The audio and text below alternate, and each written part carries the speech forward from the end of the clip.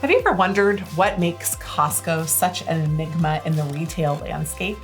I'm Jenny Ray LaRue, the Managing Director of Management Consultant, and today on Strategy Simplified, I'm going to walk through why Costco is, how its business model operates, and some of the secrets to Costco's success. What kind of business is Costco in? We always start Strategy Simplified by talking about whether it's a fixed or a variable cost business.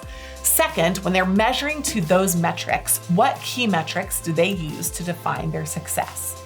And third, what does the future hold for Costco? Costco is one of the world's most unusual organizations from a retail perspective. Not only do members have to pay a subscription to get in the door, but also there are long lines, unsexy warehouses, and you can't buy toilet paper in anything less than a 3-month supply. So for me personally, I've never been a member of Costco, and I've always wondered what those weird lines are. However, I've recently gained some understanding after looking at Costco's financials and some of their business model to try to figure out what they do to make their strategy so powerful. Now, if you followed Strategy Simplified before, you'll know that one of the things that we tease out first and foremost is whether this business is a fixed cost or a variable cost business, because that drives most of its decisions going forward. And Costco may seem like a fixed cost business. They have big fixed cost footprints in their stores.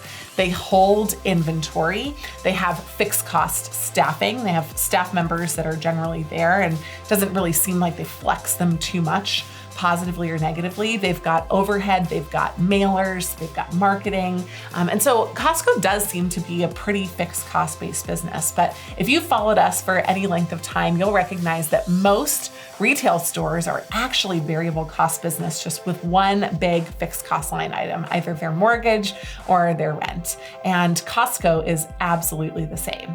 So why then does Costco have this model where you have to pay a membership to come in the door in order to save money? Well, Costco has a blended model of revenues. They are a variable cost business that makes primarily their amount of money on per unit margins for each of their products. But one thing that having a membership does for Costco is it incentivizes you to return, because they don't just have a model where if you buy one product once, that's sufficient. Their ultimate goal is acquiring a customer and maximizing the lifetime value of the customer through repeated purchases.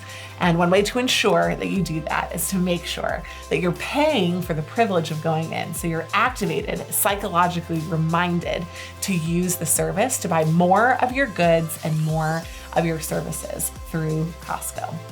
Costco over time has added additional functions such as photo, pharmacy, and even a big deli with big birthday cakes.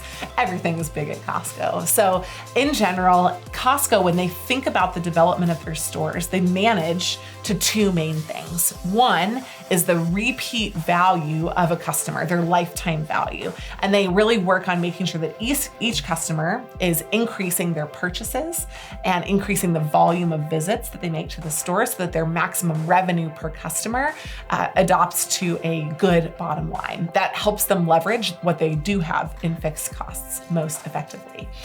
In addition, Costco works on building scale across its entire organization. And scale in many businesses is there for fixed cost businesses to drive down costs so that they can drive overall margins. But in a retail business, scale, like with Walmart, is there to drive down the per unit cost. So every time that Costco is buying something, whether it's wallpaper or whether it's widgets, then they are able to get a lower price for it from their suppliers so that they're able to get more margin on the other side. So if they manage those two things, driving repeat purchases and maximum revenue on a per customer basis so that their margins are healthy, but overall lifetime margins are also super strong. And then if they're able to manage costs down on the cost side through having a larger network of Costco's and therefore a larger demand on suppliers and more leverage for those suppliers, they're able to play both sides of the variable cost curve.